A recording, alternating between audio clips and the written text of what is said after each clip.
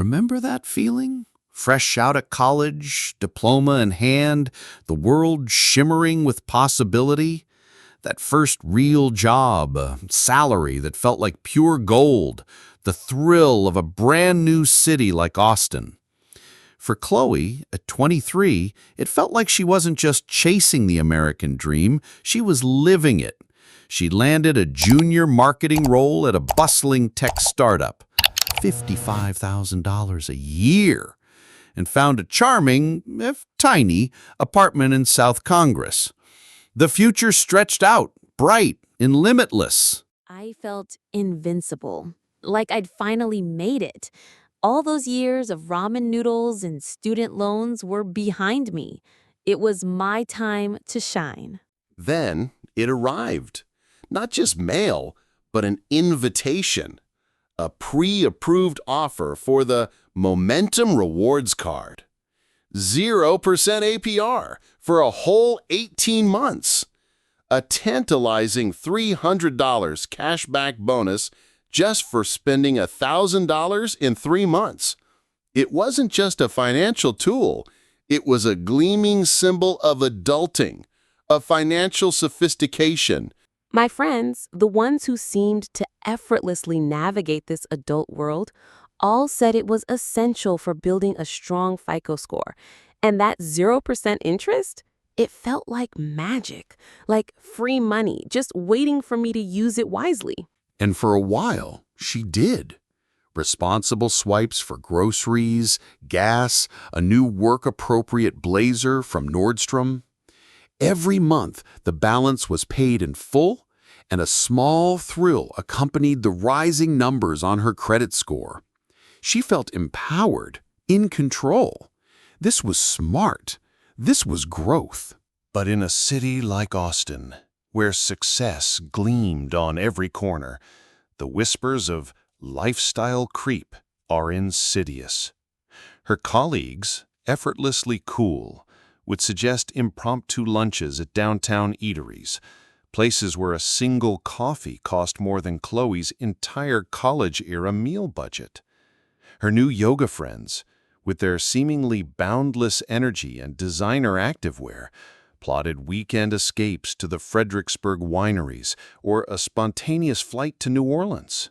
It felt like a test. To say no was to admit I couldn't keep up, to be left behind. Everyone was doing it. And it was just small things. Brunch here, a concert ticket there. I kept telling myself, it's 0% interest. I'll pay it off next month, after my bonus. That initial $300 cash back, so easily earned, became a dangerous validation. It whispered permission, encouraging more spending, more moments of treat yourself, a new, unnecessary iPhone, that must-have outfit for a networking event. Each swipe felt light, freeing in the moment. But with every seemingly harmless purchase, an invisible chain, link by link, began to tighten around her. The luxury of the moment blinded her to the long-term cost. Then came the first seismic shock. The 0% APR period, that shimmering illusion of free money, vanished, just like that. A stark notification, easily missed amidst a flurry of emails, carried the grim news. Her interest rate didn't just go up, it catapulted to a dizzying 26.99%. I saw the email, but I didn't feel it until my next statement arrived. That comfortable $70 minimum payment? It was now a cruel joke. Almost every penny was being devoured by interest. The principal balance, that lurking monster, just sat there, growing larger. It was like the bank had moved the goalposts mid-game, and I was losing badly. Just as that grim reality began to sink its teeth in, fate delivered a brutal blow. Her beloved aging Honda Civic, her lifeline to work and independence, choked and died. A mechanic's grim diagnosis? A $1,200 transmission repair. No emergency fund, no savings left from her salary. The choice was agonizingly clear. Every fiber of her being screamed against it, but she was forced to put the entire repair on her credit card, pushing her balance precariously close to $6,000. This was the true turning point. The moment the trap audibly snapped shut. Her minimum payment surged to over $150. She was now, undeniably, living paycheck to paycheck, dedicating a gut-wrenching portion of her hard-earned money just to keep her head above water. The carefree days were gone, replaced by a constant, suffocating dread. The financial horror was no longer a distant threat. It was a constant, gnawing presence. The mere sight of her credit card app on her phone screen, that once empowering tool, sent jolts of pure, icy fear through her veins. Every ding, every notification felt like a judgment, a reminder of her spiraling debt. I started dreading the mail. I'd leave envelopes unopened, like unexploded bombs on my counter. I'd ignore calls from unrecognized numbers, praying they weren't the bank or, worse, a collection agency. It felt like I was constantly hiding, constantly running from something invisible, something I'd created myself. The vibrant social life she'd chased so desperately became a source of crippling shame. Can't afford it became her constant, mumbled excuse, a lie she hated, slowly alienating her from the very friends whose acceptance she once craved. Her once sharp focus at work dulled, replaced by the relentless hum of anxiety and the exhaustion of restless nights. The weight of her debt felt like a physical burden, heavy on her chest. The tangible consequences began to bite hard. Her FICO score, once a point of pride, began its precipitous fall, plummeting from a healthy 720 to a chilling 580. When her apartment lease neared its end, the rejections started rolling in. Due to your credit history. The words were clinical, but they felt like a personal accusation, a branding of financial failure. The sleek, trendy clothes she'd bought, once symbols of her aspirations, now felt like an iron cloak, heavy with the weight of her mistakes, mocking her past ambitions. The absolute rock bottom arrived with the cold, impersonal finality of a letter. A final notice from the bank, threatening to report her account to aggressive collection agencies, and hinting at legal action if a substantial payment wasn't made immediately. The paper trembled in her hand.